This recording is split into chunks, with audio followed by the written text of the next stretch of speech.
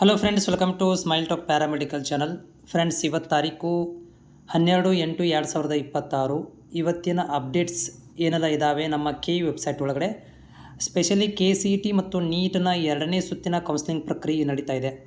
ನೀಟ್ಗೆ ಮೊದಲನೇ ಪ್ರಕ್ರಿಯೆ ನಡೀತಾ ಇದೆ ಮತ್ತು KCETದು 2ನೇ ಸುತ್ತಿನ ಪ್ರಕ್ರಿಯೆ ನಡೀತಾ ಇದೆ. ಈ ಮಧ್ಯದಲ್ಲಿ ಇವತ್ತು 12ನೇ ತಾರೀಕಿಗೆ ಏನೆಲ್ಲ ಅಪ್ಡೇಟ್ ಆಗಿದೆ ಅಂತ ನೋಡೋದಾದರೆ, ಒಂದು, ನೀಟ್ ಅಭ್ಯರ್ಥಿಗಳಿಗೆ ಕ್ಲಾಸ್ ಕೋಡ್ C ಮತ್ತು D ಅಭ್ಯರ್ಥಿಗಳ ಕನ್ನಡ ಭಾಷಾ ಪರೀಕ್ಷಾ ಅಂಕಗಳನ್ನು ಪಟ್ಟಿಯನ್ನು ಬಿಡುಗಡೆ ಮಾಡಿರುವಂಥದ್ದು. ಹೌದು, ಸೊ ನೀವು ಕನ್ನಡ ಭಾಷಾ ಎಕ್ಸಾಮಿಗೆ ಅಟೆಂಡ್ ಆಗಿದ್ದರೆ ಈ ಕ್ಲಾಸ್ ಕೋಡ್ C ಮತ್ತು D ಅಭ್ಯರ್ಥಿಗಳಿಗೆ ಕನ್ನಡ ಭಾಷೆ ಪರೀಕ್ಷಾ ಅಂಕಪಟ್ಟಿಯನ್ನು ಬಿಡುಗಡೆ ಮಾಡಿದ್ದಾರೆ. ಅದೊಂದು.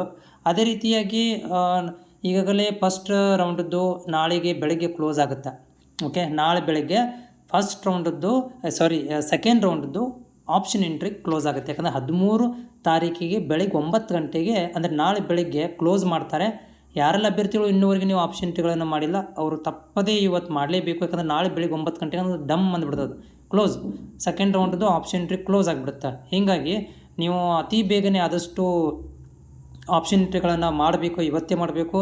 ಆ ಆಪ್ಷನ್ ಎಂಟ್ರಿಗಳನ್ನು ನೀವು ಇದರಲ್ಲಿ ನೆಟ್ ಸೆಂಟ್ರಲ್ಲಿ ಹೋಗಿ ಅಲ್ಲಿ ನೀವು ಈಸಿಯಾಗಿ ಮಾಡ್ಬೋದು. ಅಂದರೆ ನೀವು ಊರು ಬೇಕಂದ್ರೆ ಊರು ಸರ್ಚ್ ಮಾಡ್ಬೋದು, ಕಾಲೇಜ್ ಬೇಕಂದ್ರೆ ಕಾಲೇಜ್ ಸರ್ಚ್ ಮಾಡ್ಕೋಬೋದು, ಆಪ್ಷನ್ ಎಂಟ್ರಿಗಳನ್ನು ಮಾಡ್ಬೋದು.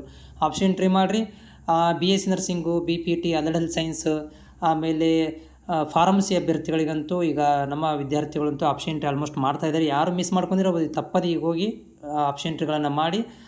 ನೀಟ್ ಅಭ್ಯರ್ಥಿಗಳಿಗೆ ಕೂಡ ಈ ಸೇಮ್ ಫಾರ್ಮ್ಯಾಲಿಟಿ ಇರುತ್ತೆ. ಯಾಕಂತಂದರೆ ಅವ್ರದ್ದು ಕೂಡ ಕಂಬೈನ್ ಇರೋದ್ರಿಂದ ಅವ್ರಿಗೂ ಕೂಡ ನಾಳೆ 9 ಗಂಟೆ ಕೊಡ್ತು ಕ್ಲೋಸ್ ಆಗುತ್ತೆ. ಸೊ ಅವರು ಕೂಡ ಆಪ್ಷನ್ ಎಂಟ್ರಿಗಳನ್ನು ಮಾಡಿ, ಯಾರು ಮಾಡಿಲ್ಲ ಅವರು ಕೂಡ ಅಪ್ಡೇಟ್ಗಳನ್ನು ಮಾಡಿಕೊಳ್ಳ್ರಿ. ಯಾಕಂದರೆ ನಾಳೆ ಕ್ಲೋಸ್ ಆದರೆ ಮತ್ತೆ ಎಡಿಟಿಂಗ್ ಬಿಡೋದಿಲ್ಲ. 13 ಕ್ಲೋಸ್ ಆದರೆ ಮತ್ತೆ ಬಿಡೋದಿಲ್ಲ, ಮತ್ತು ಕರೆಕ್ಷನ್ ಮಾಡಲಿಕ್ಕೆ ಅಂತ ಬಿಡೋಂಗಿಲ್ಲ. ಮತ್ತು ರಿಸಲ್ಟ್ಸ್ ಅಲ್ಲವೇ ಕಾಯಬೇಕಾಗುತ್ತೆ ನಾವು. ಹೀಗಾಗಿ ಆಪ್ಷನ್ ಎಂಟ್ರಿಗಳನ್ನು ಮಾಡಿ ಕ್ಲೋಸ್ ಮಾಡಿಬಿಡಿ.